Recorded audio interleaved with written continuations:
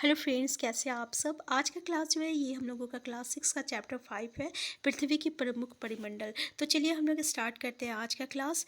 तो देखिए, भूमंडल क्या होता है। तो भूमंडल जो रहता है ना, पृथ्वी का जो ठोस भाग रहता है जिसमें हम लोग रहते हैं उसको हम लोग क्या कहते हैं, भूमंडल कहते हैं। और गैस की वो परतें जो कि पृथ्वी को चारों ओर से घेरे रखती है उसको हम लोग क्या कहते हैं, वायुमंडल कहते हैं। तो वायुमंडल में जैसे ऑक्सीजन, नाइट्रोजन, कार्बन डाइऑक्साइड और दूसरी गैसें जो पाई जाती है। पृथ्वी का जो बहुत बड़ा भाग जो रहता है ना, ये आपका जल पे पाया जाता है और इसको हम लोग क्या कहते हैं, जलमंडल कहते हैं।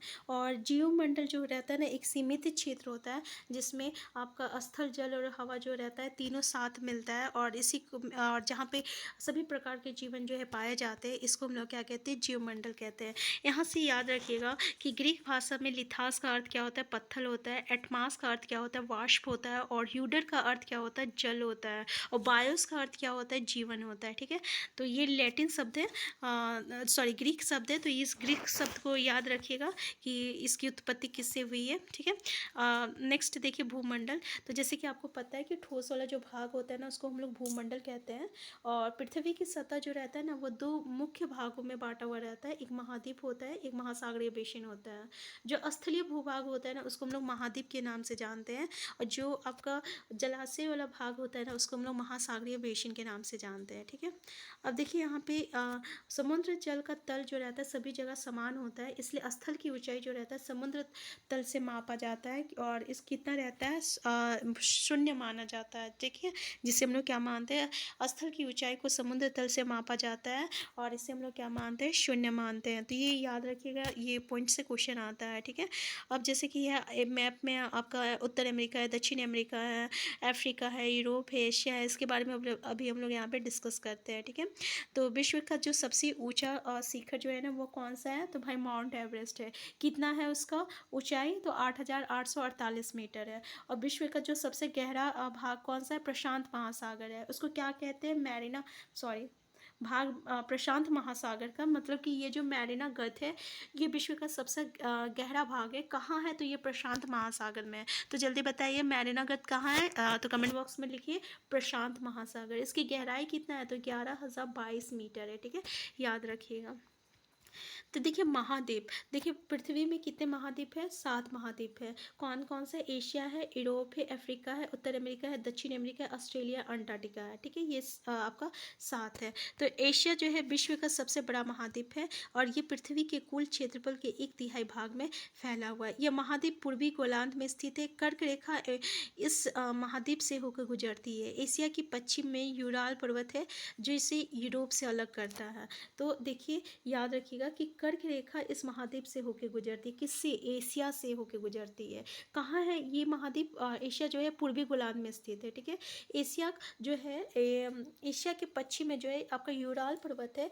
यूराल पर्वत जो है ना ये आपका यूरोप को एशिया से अलग करता है। ठीक है, और इसको हम लोग, ये जो भाग रहता है जिसमें यूरोप और एशिया जो संयुक्त भाग है इसको हम लोग क्या कहते हैं, तो इसको हम लोग यूरेशिया कहते हैं। ठीक है, नेक्स्ट है आपका यूरोप। यूरोप एशिया से बहुत छोटा है। ये महाद्वीप एशिया के पश्चिम में स्थित है और आर्कटिक वृत्त जो है ये इससे जो है होके गुजरता है। ये 3 तरफ से जो है जल से घिरा है, याद रखिएगा। नेक्स्ट है आपका अफ्रीका। देखिए अफ्रीका जो है एशिया के बाद विश्व का जो दूसरा सबसे बड़ा महाद्वीप है वो आपका अफ्रीका है। और विश्व में जो जीरो अक्षांश है इस महाद्वीप के लगभग जो है मध्य भाग से होकर गुजरती है। अफ्रीका का बहुत बड़ा भाग जो है ना ये आपको उत्तरी गोलार्ध में है। किसमें है, उत्तरी गोलार्ध में है। ठीक है, तो इससे जो है कर्क रेखा, विषुवत रेखा, मकर रेखा, ये तीनों रेखा जो है होके गुजरती है। ये भी ध्यान दीजिएगा, पूछा जाता है कि भाई ऐसा कौन सा महाद्वीप है जिससे कि ये तीनों रेखाएं, ये विषुवत वृत्त और मकर और कर्क रेखा तीनों रेखाएं जो है होके गुजरती है। तो ये आपका अफ्रीका है। नेक्स्ट है सहारा का रेगिस्तान जो है ना ये विश्व का सबसे बड़ा गर्म रेगिस्तान है जो कि अफ्रीका में कहाँ है, तो अफ्रीका में स्थित है। ये महाद्वीप चारों तरफ से समुद्रों या महासागरों से घिरा हुआ है और देखिए विश्व की जो सबसे लंबी नदी जो है ये आपका नील, याद रखिएगा। विश्व की सबसे लंबी नदी कौन है? तो ये नील है। कहाँ है? अफ्रीका से होकर गुजरती है, ठीक है। तो यानी ये अफ्रीका में है। और अफ्रीका का मानचित्र बताइए तथा बताइए कि कर्क रेखा, मकर रेखा तथा विषुववृत्त इसके किन किन भागों से होकर गुजरती है। नेक्स्ट जो है ना उत्तर अमेरिका। देखो उत्तर अमेरिका विश्व का तीसरा सबसे बड़ा महाद्वीप है और ये दक्षिण अमेरिका से एक संक्रिय स्थल से जुड़ा हुआ है। किससे जुड़ा हुआ है? स्थल से जुड़ा हुआ है। इसी को हम लोग पनामा स्थल संधि कहते हैं। तो क्वेश्चन पूछा जाता है भाई कि ये जो उत्तर अमेरिका है ना, ये आपका दक्षिण अमेरिका से कैसे जुड़ा हुआ है? तो एक स्थल से जुड़ा हुआ रहता है, जिस स्थल को हम लोग पनामा स्थल संधि कहते हैं, ठीक है। नेक्स्ट है आपका ये महाद्वीप पूरी तरह से उत्तरी एवं पश्चिमी गोलार्ध में स्थित है। ये महाद्वीप 3 सागरों से घिरा है, 3 सागरों से घिरा है, ठीक है। दक्षिण अमेरिका का अधिकांश भाग जो है ना, ये कहाँ? दक्षिणी गोलार्ध में स्थित है। इसके पूर्व एवं पश्चिम में जो है आपका कौन सा 2 महासागर है? तो विश्व की जो सबसे लंबी पर्वत श्रृंखला जो है ना, ये आपका एंडीज है और इसके उत्तर से दक्षिण की ओर फैला है, याद रखिएगा। और दक्षिण अमेरिका में विश्व की सबसे बड़ी नदी अमेज़न नदी है। अच्छा ये बताइए विश्व की सबसे बड़ी नदी कौन सी है? तो ये आपका अमेज़न नदी है। और विश्व की सबसे लंबी पर्वत श्रृंखला कौन सी है? तो ये आपका एंडीज है। और ये दोनों कहाँ है? तो ये दोनों याद रखिएगा कहाँ है? ये दोनों जो है ये आपका दक्षिण अमेरिका में है, ठीक है ना। याद रखिएगा कहाँ है? दोनों दक्षिण अमेरिका में, याद रखिएगा। नेक्स्ट है आपका ऑस्ट्रेलिया। अगर पूछ लिया जाए कि विश्व का सबसे छोटा महाद्वीप कौन सा है? तो भाई ये ऑस्ट्रेलिया। कहाँ है? दक्षिणी गोलार्ध में है। ये चारों तरफ जो है महासागर तथा समुद्र से घिरा हुआ है। इसको हम लोग क्या कहते हैं? इसको हम लोग द्वीपीय महाद्वीप कहते हैं। क्वेश्चन पूछ लिया जाता है कि द्वीपीय महाद्वीप किसको कहते हैं? तो भाई द्वीपीय महाद्वीप जो है ना, इसको हम ऑस्ट्रेलिया को कहते हैं, ठीक है। अब देखिए अंटार्कटिका, ये बहुत बड़ा महाद्वीप है जो कि दक्षिणी गोलार्ध में है और दक्षिण ध्रुव इस महाद्वीप के मध्य में होकर गुजरती है। और याद रखिएगा कि जब ये दक्षिणी ध्रुव के क्षेत्र में है ना, इसलिए इसका अधिकतर जो क्षेत्र पार्ट रहता है ये इसका मतलब क्या हुआ कि ये हमेशा जो है मोटी बर्फ से घिरा हुआ है, इसलिए यहाँ पे अस्थायी मानव निवास नहीं करता। लेकिन बहुत सारे देशों का शोध केंद्र यहाँ पे स्थित है। अगर हम लोग बात करें तो भारत का आपका शोध संस्थान यहाँ है जिसका नाम मैत्रेय भारती है। तो भाई मैत्रेय भारती क्या है? तो एक तरह का शोध केंद्र है जो कि भारत का है। कहाँ है? अंटार्कटिका में है, ठीक है। अब नेक्स्ट जलमंडल। तो आपको पता है कि ना 71% जो रहता है, 71% भाग जो रहता है ये आपका पृथ्वी में जल है और 30% जो रहता है ये आपका स्थल होता है। और पृथ्वी को हम लोग नीला ग्रह भी कहते हैं, ठीक है। तो पृथ्वी पर पाए जाने वाला जो आपका 57% जो आपका अधिकतर भाग जो रहता है महासागर में पाया जाता है।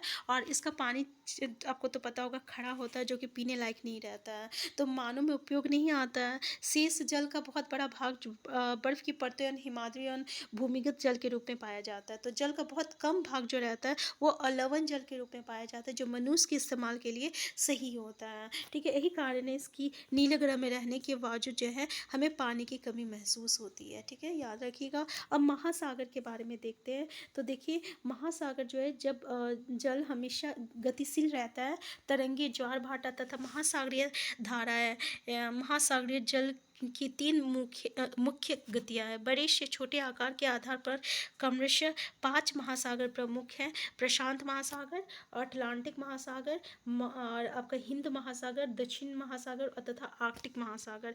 कौन कौन सा है? तो प्रशांत महासागर है आपका, फिर अटलांटिक महासागर है, फिर हिंद महासागर है, फिर दक्षिण महासागर, फिर आर्कटिक महासागर है। ये 5 महासागर है, ठीक है। तो देखिए प्रशांत महासागर जो है ना ये सबसे बड़ा महासागर है, याद रखिएगा। ये पृथ्वी के 1/3 भाग पे फैला है और पृथ्वी का सबसे गहरा भाग जिसको हम लोग मैरिना गत जो है ये आपका प्रशांत महासागर में ही स्थित है, जो कि हम लोग पहले ही पढ़ चुके हैं। प्रशांत महासागर कैसा आकार का है? तो ये वृत्ताकार है, ये पूछा जाता है, ठीक है। एशिया, ऑस्ट्रेलिया, उत्तर एवं दक्षिण अमेरिका इसके चारों ओर स्थित है। तो देखिए इसके चारों ओर क्या क्या स्थित है? एशिया भी है, ऑस्ट्रेलिया भी, उत्तर और दक्षिण अमेरिका, ये 4 है, ठीक है, याद रखिएगा। अब देखिए अटलांटिक महासागर, ये पूछा जाता है कि अटलांटिक महासागर जो है ये विश्व का दूसरा सबसे बड़ा महासागर है और ये किस आकार का है? तो देखिए ये अंग्रेजी भाषा एस का आकार है। इसकी पश्चिमी किनारे पर उत्तर एवं दक्षिणी अमेरिका है और पूर्वी किनारे पर यूरोप एवं अफ्रीका है। मतलब ये पश्चिमी किनारा हो गया ना, तो पश्चिमी में उत्तर एवं दक्षिणी अमेरिका है, ठीक है, और ये पूरब में क्या है? यूरोप और अफ्रीका है। अटलांटिक महासागर की तट रेखा बहुत अधिक तंदुरित है और ये अनियमित एवं तरंतित तट रेखा प्राकृतिक पोता श्रेयोन पत्तनों के लिए आदर्श स्थित है। व्यापारी की दृष्टि से ये सबसे व्यस्त महासागर है।